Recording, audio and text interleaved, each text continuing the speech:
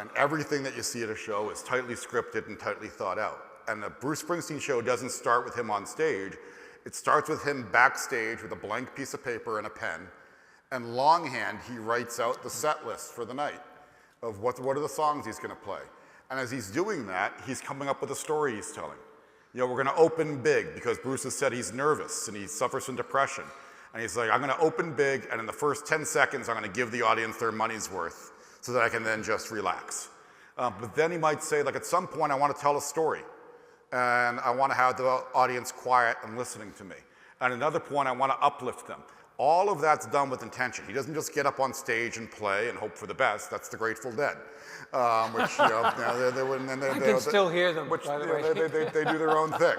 But Bruce is doing it all very intentionally. And for leaders, I'll say, that means that if you have an opportunity to communicate, I've been guilty of this, probably everyone in the room has been guilty of this. You have a staff meeting, you have a meeting coming up, and you say, well, the first thing, I've had this meeting before. I'm going to open the last PowerPoint I did for this group. I'm going to retitle it with today's date and start changing slides. It's the May board meeting. I'm going to open the April board meeting deck and just start changing out slides and hoping for the best because the April meeting went okay. But instead, it's what do I want people to think? What do I want people to come away from this meeting with?